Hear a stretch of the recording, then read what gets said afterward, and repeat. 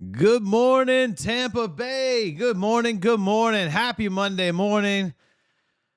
Channelside in the morning, live on the Channelside Sports Network.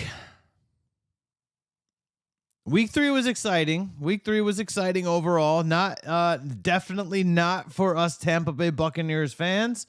And apparently a lot of you are very angry with my comments, and you can't see beyond names, I guess. I'm not exactly sure what the problem is, but we'll dissect that a little bit with what has gone wrong with the Tampa Bay Buccaneers offensively, not just yesterday, all season long.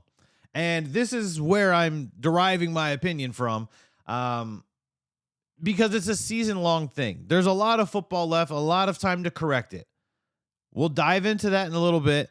We're going to go through the slate rather quickly because I got a lot of stuff that I want to talk about on the Bucs, and I want to hear from you guys. So please hop in the YouTube, jump in the comments, jump in the chat, and let's talk about what we're seeing on the field from the Buccaneers through the first 3 games of the season. Markelle Fultz fractured his toe. Preseason not even started, man. Markelle Fultz is going to miss a lot of time. I'm not sure if there's a specific number that is associated with his recovery time. There possibly could be, but that's a huge blow for the Orlando Magic. That makes Cole Anthony is by default PG1 for the Magic coming into the season, which I'm okay with because I expected big things from Cole Anthony this season as well. The Rays, man, the Rays are doing things, and I don't like what they're doing. They got absolutely trounced by the Blue Jays yesterday, and it's just it's gonna be.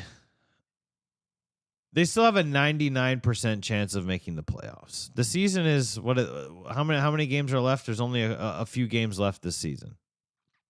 The Yankees clinched.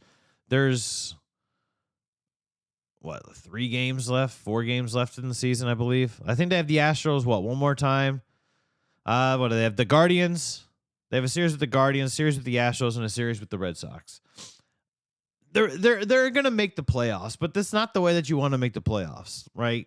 So hopefully the Rays can figure it out, turn it on, and go into the playoffs with their heads held high on a winning streak, rather than losing 3-1, losing 7-1, off the heels of winning 10-5 and 10-6 on Thursday and Friday. So you need to get that positive momentum. Baseball is definitely a momentum sport, and the Rays need to figure out how to get that momentum heading into the playoffs. Like I said, we're not talking about the Rays not making the playoffs and then missing the playoffs. At one point during the season, we were. And I think that's what people have to understand is I get it. I totally get this. Channelside Sports, what we do at Channelside Sports is different than any other sports brand that is in Tampa. The temperature is going to change on a daily basis. It's going to change on a daily basis. We do live shows every day. The temperature will change from day to day based on the information that is received, based on observations from games such as yesterday. It's going to happen. And I get that this is new for a lot of you guys, but I'll tell you, it's a hell of a lot of fun for me anyway. And I like chopping it up with you guys. I love when you jump in the comments, and not even if you're going back and forth with other viewers. That's the beauty of what we're doing here. So I know that this is new to a lot of you guys, and you go, well, you can't say this one week and then no, you can, because it doesn't make you any less of a fan. It makes you a realist. It makes you look at the schedule and go, okay, well, we played like complete crap on offense all 3 weeks. All 3 weeks, the Buccaneers have played like crap on offense. Can the Buccaneers afford to play like crap on offense against the Kansas City Chiefs? The answer is a hell no. For some reason, the Kansas City Chiefs have not missed a beat since trading Tyreek Hill. They came out surging. I said it many times. I thought the Kansas City Chiefs were going to finish last in the AFC West. Come to find out, Nathaniel Hackett was the product of Aaron Rodgers and Devontae Adams in Green Bay, and he is an atrocious head coach. And the Broncos are no longer a quarterback away from being a Super Bowl contender. The Broncos are now a head coach away from being an AFC West competitive team. Jimmy G doesn't step out of the end zone last night. We're singing different tunes. The Denver Broncos, I know wins are wins. Some wins are going to be ugly. I was expecting an ugly win yesterday for the Buccaneers. Instead, I got an ugly game with an L instead of an ugly game with a W. And that's where my frustrations start. And this is what I'm trying to get you guys to look at and understand is when I say that if Mike Evans plays yesterday, the outcome isn't any different. That's not a slight on Mike Evans. Because when I say that, you've got some jackasses sitting there going, "Oh, you're hating on Mike Evans." No, I'm not hating on Mike Evans. Mike Evans can only be as good as his quarterback. A wide receiver is 100% dependent on his quarterback. Tom Brady can only be as good as his protection. So no, I'm not hating on Tom Brady either. The offensive line has been atrocious. They're 22nd. Heading into yesterday, they were 22nd in pass protection in the NFL. I'm willing to bet that that's going to drop. And they'll probably be around 25, 26 in terms of pass protection based off of yesterday. When you look at when you look at what the offense has done this season, that's why it's easy for me to say if Mike Evans is out there yesterday, the offense still struggles. Because he's been in there for 2 out of the 3 games. It's not the Mike Evans show. Do they have to account for him? Absolutely. He's a first ballot Hall of Famer. Nobody's done what he's done. 8 straight 1,000-yard receiving yard seasons. Nobody's done that. But he's dependent on Tom Brady getting him the ball. Tom Brady can barely get past his second read. Tom Brady was under duress all game yesterday. If Mike Evans is playing, does that mean that Russell Gage doesn't fumble? Does that mean that Brashad Perriman doesn't fumble? Does that mean that Scotty Miller stops being a bum at wide receiver? All of those things still happen if Mike Evans plays. You don't all of a sudden get stronger hands if Mike Evans is playing, if you're Brashad Perriman. You don't all of a sudden start not dropping passes if you're Scotty Miller. Drop passes means that it was a catchable ball. That's what a dropped pass is. Mike Evans doesn't change that. Mike Evans on the field doesn't make Robert Hainsey snap that ball during the 2-point conversion. Mike Evans has no control over that. So no, Mike Evans being out there does not change the outcome of yesterday's game at all. They struggled against Dallas, worse defense than Green Bay. They struggled against New Orleans, worse defense than Green Bay. Well, Jair Alexander was out. That's great. Rasul Douglas is currently better in coverage than Jair Alexander is this season. Jair Alexander is ranked 8. Rasul Douglas is ranked 6. And for those keeping score, Marshawn Lattimore is ranked 22, and Mike Evans has always struggled against him. It's about matchups. You don't think that they could have put a safety help over top to help limit Mike Evans? It's not going to change the game. Because if Mike Evans is getting doubled all game, guess what? Tom Brady still doesn't have time to get to his third read. Why do you think Russell Gage had 10 receptions yesterday? Heading into this game, the Buccaneers defense is ranked 4th in yards allowed. 2nd in sacks, and they're tied for third in turnovers. The defense isn't the problem. Tom Brady's not the problem. Mike Evans isn't the problem. The problem is the offensive line. The Buccaneers' offense is 26th in yards per game. They're 22nd in passing, 25th in rushing, and 24th in scoring.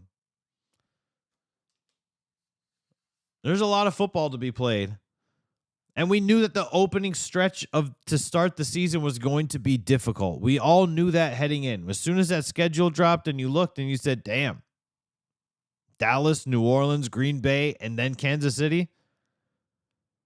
That's a gauntlet to open the season. We're talking about the Rays have a gauntlet to close the season. The Bucs could start the season in a very bad way. The Buccaneers are lucky that they got wins over Dallas and New Orleans, if we're being honest, with the way the offense has struggled to move the ball. Is it a Byron Leftwich issue? Did he change the playbook when Todd Bowles took over? Something has changed. And the offense is not looking any better. The offense needs to step it up.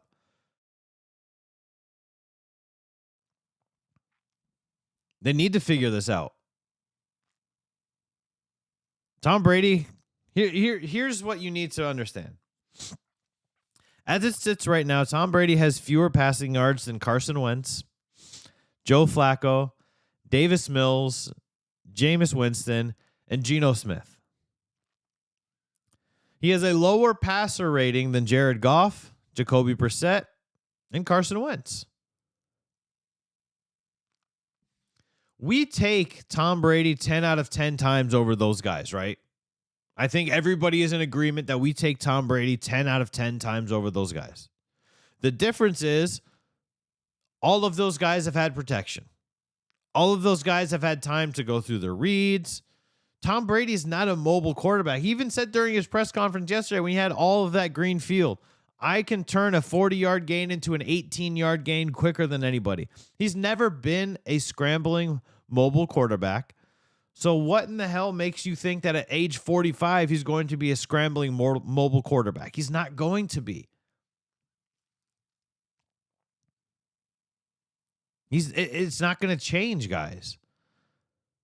They need to invest in this offensive line. They've been so steadfast. How many times have we heard Todd Bowles say, no, we really believe in the guys. We believe in the guys that are out there on the field. And that's great. There's nothing wrong with believing in your guys. But when your guys have been a lackluster bunch of guys for three straight games to open the season, I think you need to address the elephant in the room at this point. I mean, where else do you go? Your defense is doing its job. Maybe our expectations were too high. Looking at the offense and going, well, Tom Brady's back, immediate Super Bowl contenders. Mike Evans, we know he's guaranteed to get 1,000 yards. We knew Chris Godwin was going to be hobbled to start the season. We just didn't know it was going to be with a hamstring instead of his knee. We knew Russell Gage was going to be like an emerging wide receiver, which he was yesterday. 10%. If Russell Gage came up big yesterday, including the fumble. Like, even if we include the fumble in his game yesterday, Russell Gage was huge for the Buccaneers yesterday. If Mike Evans plays yesterday, it's still going to be the same. It's going to be the same outcome. Look at Mike's stats so far. Mike has started off the season very slow because Tom Brady can't look at. And Mike Evans is your wide receiver one. He is your first look every time. If you're Tom Brady and you're going wide receiver one, and then you're looking at the slot, and then you're looking across field, you don't have time to go back to Mike Evans. That's why he started the season so slow, because Tom Brady doesn't have the time to get back to look at Mike Evans again unless he singles him out, which is very, very difficult to beat a defense when you've got your eyes locked on a wide receiver. Ask Jameis Winston. Ask all of Bucs Nation. How does that look when your quarterback locks on to one receiver? He throws 30 interceptions in a season. That's how that looks. There's adjustments that need to be made because Kansas City's pass rush is just as good as Green Bay's. You know, we all expected a 3-1 start. And I got to tell you, based off of how Kansas City, I expected a 3-1 start from the Buccaneers out of the first 4 games. 4-0 would have been beautiful. I would have been ecstatic. It would have been jubilant. But I didn't expect the one loss. I didn't expect the one loss to come to Green Bay while you're getting burned by super average Allen Lazard and 715-year-old Randall Cobb. They don't have Christian Watson. They have Romeo Doubs, who's been non-existent in the first 2 games. Like, the defense can only do so much. The defense is top 5 in basically everything. The defense is going to has done their part. But if you can't move the ball and you can't create lanes for your running backs, look, it's difficult.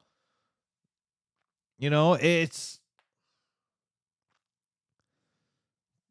Chicago showed the formula how to beat Green Bay by stopping the run. The defense didn't play terrible yesterday. Sure, there were some bad plays. Carlton Davis got beat a couple times. Antoine Winfield got beat a couple times. That's going to happen. You're not going to shut out your defense. Your defense is not going to shut out every opponent in every single game, every single time. It's going to happen. The defense did enough for the offense to win that game.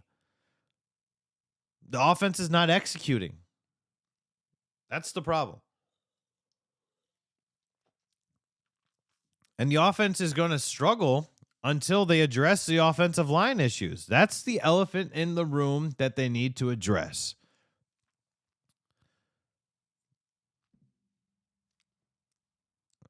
Somebody just sent me a message and said that Russell Gage doesn't play as much if Mike Evans plays yesterday. So my take on Mike Evans not changing the outcome of yesterday's game is invalid. Russell Gage was going to play a lot anyway because there's a guy named Julio Jones and a guy named Chris Godwin that also didn't play yesterday. So Russell Gage was going to play a lot regardless. You know, and this is like I said, guys, this is the part where I struggle. When I say Mike Evans wouldn't have affected the outcome of the game, he wouldn't have affected the outcome of the game, and it's not a slight on Mike Evans. It's reading beyond a box score. It's saying, cool, Jair Alexander's out. That's a huge knock for Green Bay's defense. Oh, but hey, by the way, guess what? Rasul Douglas has been better in coverage than Jair Alexander has been this season. You're going to match up Rasul Douglas. You're going to give him a safety over top. Russell Gage is still going to have 10 catches. This was the game plan heading in. If Tom Brady is going to look off Mike Evans, he didn't have time to look back to Mike Evans. That's the problem. The problem starts with the offensive line. It needs to be addressed, guys. It has to be addressed. It's going to be a very long season. The Bucs are still going to be good. At some point, they're just going to start out-talenting people because they've got better skill position players, because they've got a better defense, because they've got Tom Brady, who can adapt better than probably any quarterback in the history of the NFL. It's still they're still going to be good. Right? But man, the offense needs to start executing. You know, if Mike Evans is playing yesterday, does he make Robert Hainsey snap the ball when Tom Brady checked into a run? Mike Evans has no control over that. Would it maybe have been a different design? Would Brady have thrown a fade? Who knows? You don't know that. But it's not a slight when I say if Mike Evans was out there that it would have changed. And you have to understand that. You have to take the fan hat off for just a minute, and you have to put your objective hat on and look at the game from a whole and look at what we've seen in the first 2 games against lesser defenses. Green Bay's got a top 8 pass rush. New Orleans doesn't have that, and neither does Dallas. Green Bay's got 3 guys in the top 18 in pass coverage this season. Dallas doesn't have that. Neither did New Orleans. This is where you start dissecting the game. And this is, to me, this is where it's fun, is because you look deeper into the game and go, okay, so where are the issues actually coming from? If you're a box score reader, fine. There's nothing wrong with being a box score reader. But I go beyond that. I'm not interested in having conversations with other fans that are only going to read the box score. I'm beyond that. I'm not interested in that. I want to look at it and go, okay, so Tom Brady's got a 40.7 passer rating when targeting Scotty Miller. What has Scotty Miller done on special teams so far? That's why we cut Tyler Johnson, right? Because Scotty Miller gave us value on special teams. Scotty Miller is our burner. He's our downfield threat, but he's only averaging 13.7 on the average depth per target, which is 3rd on the team for those keeping score. You start to look at these things and try to dissect it and go, okay, so sure, there's a lot of football left, right? But here's the beauty about football is every game matters because there's only 17 of them.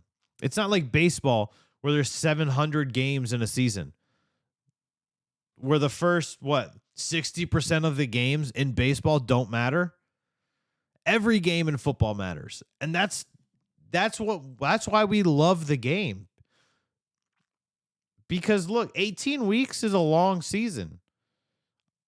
18 calendar weeks that's a long time, but it's also short. It's also short. Poor penalties. Gene just mentioned that in the chat as well. Poor penalties drive the Detroit Lions came to play for the Tampa Bay Buccaneers yesterday. All of the things that you used to hear, like when you would watch SportsCenter or NFL Network the day after a game on a Sunday, and it's always, the self-inflicted wounds. And that's exactly what the Buccaneers had yesterday.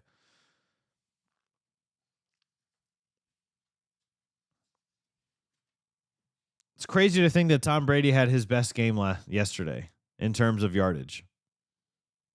That to me is crazy to say. It's like looking at that and going, wow. Oh, okay, so we all expected it was going to be a heavy Leonard Fournette day, and Leonard Fournette couldn't get anything going because the line just kept collapsing. It would collapse on Lenny. It would collapse on Brady, and that's where it starts. I was talking with Tony, Primetime Pelly on Twitter last night. And this was the conversation we were having. If Mike Evans is out there, it doesn't change. Well, what do you mean? How do you mean Michael Lynn Evans is a first ballot Hall of Fame? That's great. It's fantastic. I've been saying Mike Evans is a first ballot Hall of Famer for 2 years now. If you put Mike Evans, Jerry Rice, Randy Moss, and Terrell Owens out there, doesn't matter. If Tom Brady can't do a 3-step drop without being under duress already, doesn't matter. Doesn't matter who's out there. because Tom Brady doesn't have enough time to even think. Doesn't matter how good Tom Brady has been and will be, and it doesn't matter if he's the GOAT. If he doesn't have time to look at his progressions, it's going to be a long season for him. You know, we were talking about, could Tom Brady break Drew Brees' record? He needed to average 301 yards per game. It's not looking like that right now. Ooh, can he turn it around? Sure. And I'm sure this is conversations that are happening that probably after last night is, hey, guys, we need to address the line. We need to figure out the line. Whether it's Brady and Leftwich and Jason Light and Todd Bowles or whomever, you're looking at this saying, okay, look, yeah, we believe in the guys that are out there, and that's great. You know, you want to give Robert Hainsey a vote of confidence. You want to give Luke Gedeke a vote of confidence. You don't want to sit there and publicly demean these guys if you're Todd Bowles, because that doesn't help anybody. How many times have we seen a coach call out a player? And what's the response? The response is usually dog shit. So Mike Evans being out there last night, that doesn't make Scotty Miller become a formidable wide receiver. Scotty Miller is still leading the team in drops. He was leading the team in drops while Mike Evans was playing. That's not going to change. And that's what we have to That's what we have to realize as fans, guys.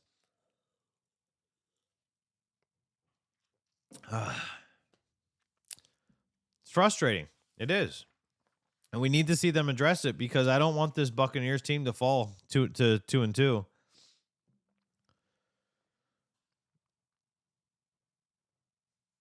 Because we know that Tom Brady, for whatever reason, Tom Brady in prime time in Tampa Bay has not been pretty. Usually it's been against New Orleans. I understand that New Orleans, up until last week, has had Tom Brady's number. But Tom Brady in prime time in Tampa hasn't been that pretty. So we'll have to see how that goes. I mean, there are a lot of question marks. And there's still there's still 14 more games left. They could finish the season 14-3 for all we know. But that still doesn't change the fact that the offense for the first 3 games has looked like crap. That doesn't change that. They've looked like crap for the first 3 weeks, and anybody who says that they haven't is in complete denial.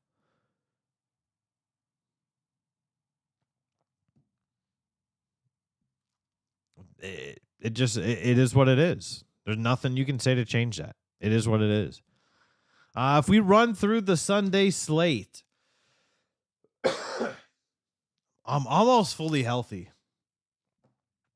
Excuse me. If we run through the Sunday slate, Chicago gets it done 23-20 over the Houston Texans. Davis Mills puts together a decent game. 245 yards in the air. Herbert, this is the big thing. 20 carries, $157 and 2 tutties. And that'll be the difference. Chicago Bears are now 2-1, 2-0 at home. And here's what's cool about the Chicago Bears is they're so much lighter in salary cap because they went for value. They went money ball in the offseason, knowing that they were just trying to basically formulate and round out a roster and find pieces to build for the future. A lot of these guys probably aren't going to be there, but if you could start the season off 2-1 and you could start building some of that momentum, watch out for the Chicago Bears over the next couple seasons because they're doing the rebuild correctly. Who would have thought the Raiders would have started 0-3 on the season? How crazy is that? They fall to the Tennessee Titans 24-22. Derrick Henry only gets 85 yards. And I say only because Derrick Henry hasn't really done anything much of this season. And I really think that it's because Like, you knew that last season, you knew Derrick Henry was going to run the ball, at least for the first 8 games when he was there. You knew Derrick Henry was going to run the ball. But you still had to watch out for A.J. Brown. For some of the games last, you still had to watch out for Julio Jones. Now you don't have to watch out for anybody. You can just stack the box all day long. And if your offensive line can't create any holes, it doesn't matter how strong, how powerful Derrick Henry is. He's not going to do a whole lot. 20 carries, 85 yards. That's a bad day at the office for Derrick Henry. But the Titans got it done. 24-22. Titans are now 1-2. You know, it's every time we lose, I have to sacrifice a goal. Good Lord. Upset of the is this the up? No, this isn't the upset of the day, I don't think. Indianapolis Colts 20, Kansas City Chiefs 17. Patrick Mahomes had 262 through the air and a touchdown. Jonathan Taylor, again, another slow day for the running backs. 21 carries for 71 yards, no scores. Juju Smith-Schuster led the way with 5 receptions for 89 yards. And this was obviously, it was a shocker, right? Chris Jones getting an unsportsmanlike conduct penalty led to the Colts winning. It led to that winning touchdown drive. And you got to control yourself. You have to control yourself. That's all that you can say. Is you got to control yourself, especially in those situations. Speaking of not controlling themselves, how about the offensive coordinator for the Buffalo Bills, huh? Shout out to him. Good Lord, man. These tablets look like it was just no big deal. Miami upsets Buffalo 21-19. The Dolphins are 3-0 on the season. The Buffalo Bills are 2-1. And Josh Allen still gets 400 yards passing. Jalen Waddle, 102 yards through the air and receiving on 4 receptions. You know, Tua gets a late hit from Matt Milano. It looked like he hit his head. He stumbled around. I've watched pro wrestling long enough to know that you were at least selling a head injury when you get up and you run and you fell. I know that you're at least selling a head injury. But somehow Tua comes back. I know that now the NFL is now investigating how he was able to so quickly return. And look, it could have been a back. I've had my back give out on me before. It could be a back and not a head injury. You never know. But I'm not shocked that the Miami Dolphins are 3-0. I guess, I guess I am shocked a little bit because Buffalo is still my favorite to win the Super Bowl this season. And that didn't change yesterday. Buffalo dropping the game to Miami doesn't make them any less of the most dangerous team in the NFL, in my opinion. The day Mike McDaniel was hired, I knew that the Dolphins were going to be good. The day that the Dolphins traded for Tyreek Hill, I said, holy shit, the Dolphins are going to be good. Mike McDaniel made Deebo Samuel look like a superstar. Mike McDaniel built and designed plays that Kyle Shanahan calls that were able to highlight the strengths and kind of hide and put away the weaknesses of players in San Francisco. And he's done that in Miami. Tua's one of the top quarterbacks in the league right now in passing yards and touchdowns and passer rating. It's not just, he threw 6 touchdowns. No, Tua is a top 4 quarterback in passer rating too. He's Mike McDaniel's making Tua Tagovailoa look like a superstar quarterback. Mike McDaniel's making it look like the Dolphins were right when they tanked for Tua and were trying to make sure that they secured the number 1 overall pick before Tua went down with that hip injury at Alabama. Buffalo was favored by 6.5 going into this game. I understand why the offensive coordinator for Buffalo lost it, because you don't want to lose to the Dolphins, especially the Dolphins, because they're in your division. You don't want to lose that game, and I get it. Thomas Morstead kicked the punt straight up their long snapper's ass. Straight up. I mean, he planted the ball up there for a safety. We're looking at, okay, the Dolphins, we assumed that Buffalo was going to score, go up 24-21 on the Dolphins. I think that was the general assumption for everybody. The Dolphins get a goal line stand, and then they can't move the ball at all. They get a safety, and Buffalo's odds went from losing the game to a 56.8% chance of winning the game. I was watching the odds kind of bounce back and forth to end that game. And when you watch that, you're like, Jesus. Like, that's a fun game. It's a fun game to me. Detroit goes up 14-0 to Minnesota. Minnesota comes back, ties it up 14-14. Detroit goes up 24-14. Minnesota comes back, wins it 28-24. Amon-Ra St. Brown goes down, and he gets limited with an ankle injury. DeAndre Swift had an ankle injury coming into the game. Josh Reynolds led the way with 6 receptions for 96 yards. Jared Goff is doing what Jared Goff needs to do. High 200s. Would it have been nice if he would have gotten another touchdown? Of course. But I'll tell you what, TJ Hawkinson has done nothing this season. I don't care if TJ Hawkinson caught one of the touchdowns yesterday. TJ Hawkinson is trying, he's playing to get paid. We're seeing Travis Kelce and George Kittle and Mark Andrews and David Njoku for some reason. All of these guys just get in bank, right? We're seeing all of these guys just stack up these huge paychecks. But for what? Like, what has TJ Hawkinson done? What has he done? He hasn't done anything this year to warrant even being in that conversation. Dan Campbell decides to go for the field goal and play conservative. The Lions couldn't convert on third down to save their life.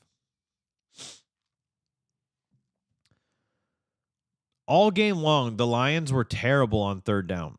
The Lions were 3 for 6 on third down, but they were 4 for 6 on fourth down. Had you converted that last fourth down instead of trying to play conservatively and kick the field goal, we're talking about a different outcome. Because KJ Osborne doesn't have a short field. Amani Oruwariye may have had the worst day at cornerback I've ever seen in my life. 6 penalties, dude. 6 penalties for Amani Oruwariye yesterday against Adam Thielen. All for illegal contact or pass interference, which were all interchangeable at this point, the way that they're calling them anyway.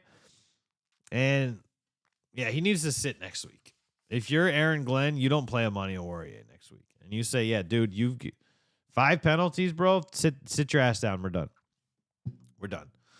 Lamar Jackson and the Baltimore Ravens get it done 37-26. Lamar Jackson has 11 carries, 107 yards. He also has 218 yards through the air, 4 touchdowns in the air, 1 touchdown on the ground, 5 total touchdowns for Lamar Jackson as he continues his MVP start to his season. Mac Jones might be banged up. Devontae Parker got it done yesterday, 5 receptions for $156, which is, look, that's nice to see. It's nice to see Devontae Parker when he's healthy, knowing what he could have been in Miami that he just never could be because he couldn't stay on the field. They got J.K. Dobbins back in Baltimore yesterday at 7 carries. They're going to slowly work J.K. Dobbins back into the rotation and obviously take over at running back 1 at some point. Excuse me. But the Baltimore Ravens are getting it done. Lamar Jackson as of this moment right now, has had 3 fantastic games to start the season after betting on himself. Remember, he's playing his own agent in these negotiations with the Ravens, or non-negotiations with the Ravens, however you want to look at it. But he's doing everything right. Cincinnati finally gets off the schneid, 27-12 over the Jets. Cincinnati losing the first 2 is shocking to me. They're better than that, but the offensive line again. It's the same problem we have in Tampa Bay. The difference, here's your difference, is your offensive line can be terrible if your quarterback is able to move. That's where you have your difference. Tom Brady can't move, admittedly. And we've all seen that. Even in his youth in New England, Tom Brady's just not a mobile quarterback. He never was. He's a pocket quarterback, and there's nothing wrong with that. But if your line can't protect, then you're in trouble. The Bengals have a mobile quarterback in Joe Burrow, and that's where it's a little bit different for them. And they can kind of reap the benefits of Joe Burrow being able to move around and roll out and scramble a little bit and try to make some plays with his feet behind the line of scrimmage before launching it to Tyler Boyd for an 85-yard reception or whatever that touchdown score was yesterday. But I am shocked that the Bengals are now 1-2. I feel like the Bengals should be 2-1. The Cowboys are not. You lost to Cooper Rush, guys. You lost to the Cooper Rush-led Dallas Cowboys, who have no wide receiver, by the way. No wide receiver, by the way, in Dallas. Philly, 9 sacks of Carson Wentz. 9 sacks of Carson Wentz. Philly gets it done 24-8. Philly is a team that you're going to want to watch out for. Like and here's the weird part about the Philadelphia Eagles is I think every football fan, Bucs fans included, look at the Eagles and go, yeah, the Eagles are so well put together, but for some reason we just kind of wrote them off as a competitor. As like, yeah, but I mean, we're not really worried about the Eagles. We beat them last year. We're not worried about the Eagles, but we should be worried about the Eagles. Jalen Hurts, another 340 yards in the air. Devontae Smith, 8 receptions, $169. Miles Sanders, only 46 yards on the ground, but he only carried it 15 times as well. The Eagles are 3-0. Dolphins are 3-0. And that's it for your undefeated teams, guys. That's already it. That just shows you how much more competitive the league has gotten over these, between just the last couple of years. Is we've only got 2 undefeated teams right now, which is pretty damn impressive. I guess the Giants are 2-0 too. I always forget about the Giants because the Giants have just been trash for such a long time. But look, Washington, man, Carson Wentz wasn't your guy. I don't know why Carson Wentz continues to get opportunities because Carson Wentz just keeps squandering opportunities doesn't matter if it's in Philly, Indy, Washington, it doesn't matter. He just keeps squandering opportunities. I know that, like I said, I know it's not fair when you're comparing it against the Eagles, but you were sacked 9 times, and at least 4 of those sacks you could have thrown the ball away. That's all I'm saying. Carson Wentz does dumb shit, and he was the reason why the Colts. He was the sole reason why the Colts lost to the Jags last year and didn't make the playoffs. Carson Wentz single-handedly stalled 6 drives for the Colts last season against the Jags in the final game of the year. Single-handedly. 4 of the 6 drives that Carson Wentz stalled last season. I don't know if you guys know that, and you can check it out too. But 4 of the 6 drives that Carson Wentz stalled last season were errant throws. He had a receiver targeted, but it wasn't on target. And that's on Carson Wentz and on nobody else, guys. Carolina gets it done at home, 22-14 over the New Orleans Saints. Jameis Winston finishes 353 and a touchdown. And fans in New Orleans are kind of calling for Jameis Winston's head, which I think is pretty awesome. It's funny. You know, I love Jameis Winston. I think he's a great person. But I understand what he is at quarterback. I understand him. He's not a good quarterback. He's a game manager. He's a serviceable quarterback. And I get that. But some people just don't. They're like, oh, well, Jameis Winston was number one overall pick. Number one overall picks don't always work out, guys. Chris Olave shows up to play, 9 receptions for $147.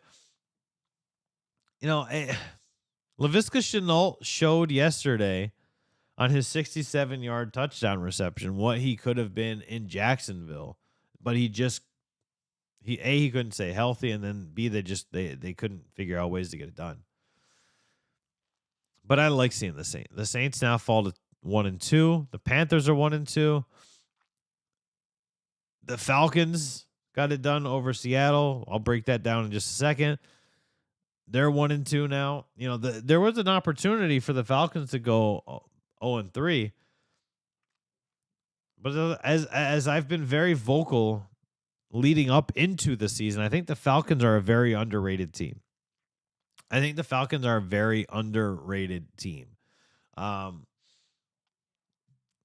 Reading Twitter comments about Jameis Winston, though,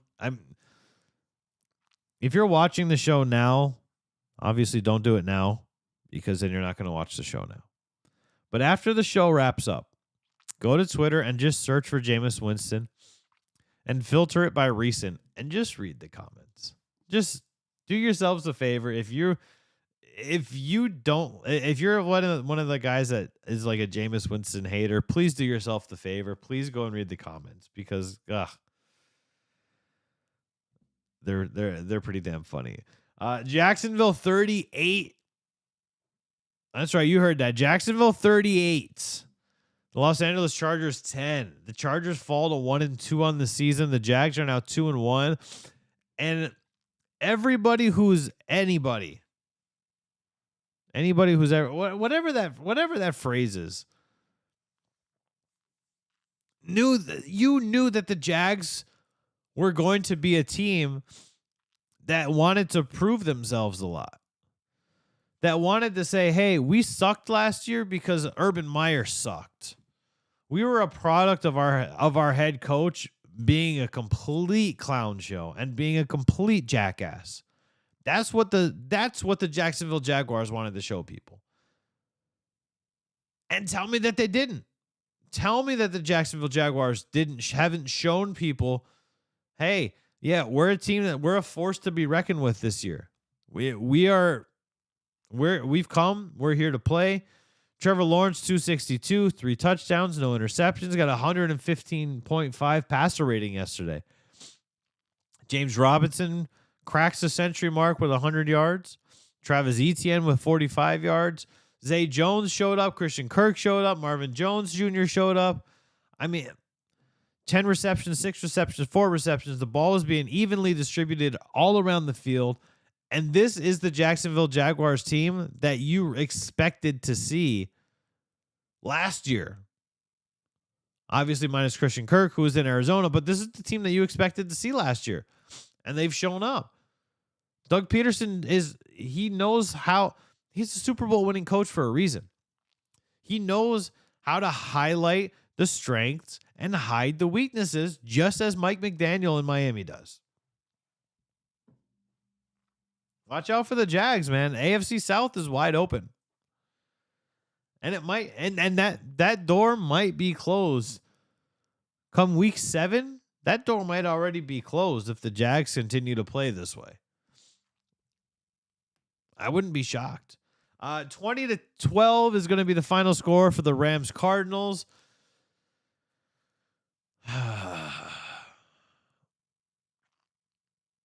I feel bad for Cardinals fans that went into this season and were expecting similar results to last season. Marquise Brown, 14 receptions, 140 yards. Marquise Brown is going to show up on the stat sheet like that from time to time because he's not your wide receiver one. Is he currently? No. AJ Green is your wide receiver one right now in Arizona. And then DeAndre Hopkins comes back after week 6. And then he's your wide receiver one. And then AJ Green is wide receiver 2. And then you've got some sort of weird toss-up between Rondale Moore and Marquise Brown for wide receiver 3. Oh, and by the way, Zach Ertz is probably over top of wide receiver 3 in terms of hierarchy of priority of getting the ball to.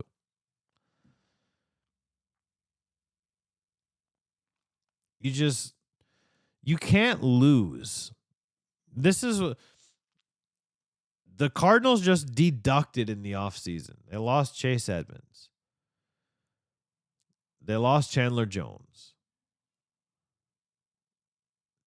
They lost Christian Kirk. They lost DeAndre Hopkins for 6 games. And they didn't do anything to replace those guys. You can't just lose playmakers and not replace them and expect good, positive results. That, to me, is the problem. That's the problem for the Arizona Cardinals. The Cardinals might finish at the bottom of the barrel in the NFC West. Yes, below the Seattle Seahawks. Yes, below the Seahawks, guys. You can't lose all of these guys and replace them with nobody and expect to come out and win. That's what it is, man. Falcons got it done in Seattle, as I talked about earlier, 27-23. Geno Smith is putting together a hell of a game. Cordero Patterson had a $141 on the ground on 17 carries. Look, every time I see a Cordero Patterson with 100-plus rushing yards, I don't know why I'm still shocked, but I am. I see it and go, man, again. But that's just like that's Cordero Patterson has reinvented himself, and Atlanta's figured out how to utilize Cordero Patterson to the best of his abilities, and damn it, it's working. 27-23 is going to get it done. I think you better watch out if you're the Saints and the Panthers. Watch out for the Falcons. The Bucs, we can be as realistic with the Bucs about their offensive struggles as we want to be. Whether you want to be realistic about it or not, that's up to you.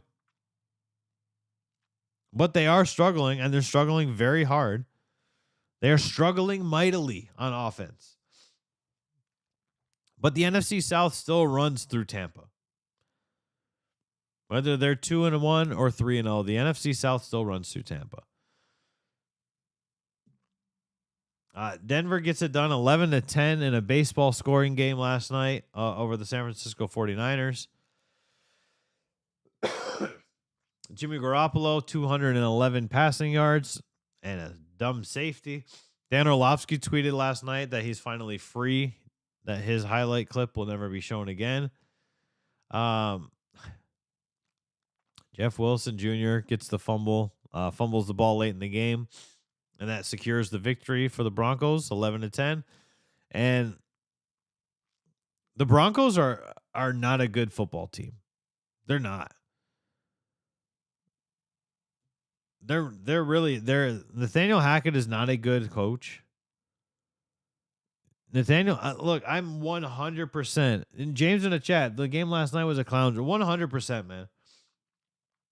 Look, whoever thought it was a good idea to not have Russell Wilson take a single snap in preseason is an idiot.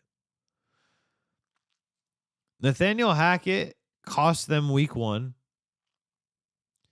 And he arguably cost them, like, they're by far the worst team in the NFL with a winning record. By far. And honestly, it's not even close. If you're telling me that we're going to watch the Broncos and the Jags play next week, great. The Jags are going to run all over them. But you know what I mean? The Jags would beat the Denver Broncos. I know they'll play in London at the end of October, but the Jags would beat Denver. Nathaniel Hackett does not know what he's doing right now. Nathaniel Hackett is an atrocious head coach, and he took a team that every fan every analyst outside of other AFC West fans of those teams in the AFC West. Every other person acknowledged that if Teddy Bridgewater's not the quarterback for the Denver Broncos last season, this is a Super Bowl contending team. Sure, they're 2-1, but it's the ugliest 2-1 I've ever seen in my life. And Nathaniel Hackett is going to get exposed as a guy who is a product of having Aaron Rodgers and having Devontae Adams. And I tweeted that out last night. I'm already on the record saying that Nathaniel Hackett was a product of those guys, and he's a terrible head coach, and Denver's going to regret signing him. And even if somehow the Broncos make the playoffs,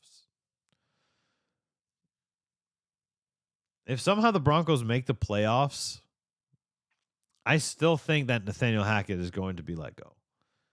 If this offense looks this bad this entire season and they have to solely rely on their defense to bail them out or rely on self-inflicted wounds from other teams, Nathaniel Hackett's going to be gone. And he should be, rightfully so. Dallas and New York tonight, Monday Night Football. The Giants are surprising 2-0. It is a surprise that they're 2-0. Dallas is 1-1. That's also a shocker to me because I didn't expect them to beat Cincinnati last week. But hey, you play wins or wins at the end of the game, right? That's what it boils down to, is wins or wins. And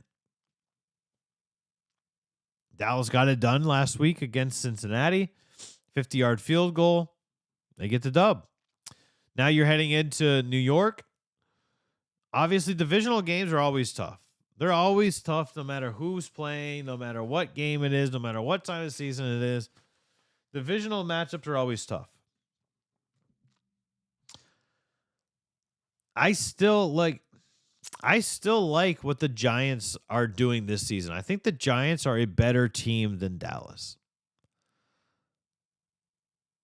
I like certain players on the Cowboys, but I don't like the Cowboys. You know what I mean? Like, there's not a team that I despise in the NFL. There's not. Saints, do I despise the Saints? No, Alvin Kamara is one of my favorite players in the league. I don't despise teams. Maybe I covered the NFL for too long and I had to be kind of like an even keel guy. But like, even when I was a fan, even before I started covering the NFL and I was a fan watching the Lions, like, I wanted Aaron Rodgers out there every game. I don't want the Lions to play against an Aaron Rodgers-less Green Bay Packers team. I wanted him out there. But man, I'll tell you, like, there's guys on Dallas that I do like, and I am rooting for Cooper Rush. I like Dak Prescott. I like CeeDee Lamb, and I've always been an Ezekiel Elliott fan. I think as annoying as he is, I like him as well. I think he's a super annoying guy. Like, I feel like every time I see him, he's got another piercing. I'm tired of the belly shirts. Like, I think he's got the stupidest hair in the NFL. Like, but man, there's Ezekiel Elliott is. I like Zeke. I like Trevon Diggs and Micah Parsons. Like, but I just think that the Giants are playing with a chip on their shoulder.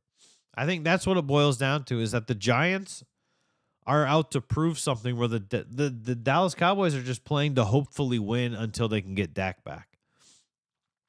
But Dallas is largely like Arizona in terms of, hey, you guys lost. You lost Amari Cooper and you got nothing back. Because Michael Gallup is still out. I still strongly believe, as much as I like CeeDee Lamb, that he was largely a product of having Amari Cooper running routes on the opposite side of the field. And I just, like, I think that Dallas lost and they didn't replace. Same thing as Arizona. Do I think that Dallas is going to finish last in the NFC East? No, I think Washington will. I think Philly's going to win the NFC East without question. I thought that before the season started, and seeing what I've seen in the first 3 weeks solidifies that. And maybe we'll talk about that tomorrow based off of what happens tonight. I'll throw together some graphics with how I feel that the each division will fall out, because we're not just we don't.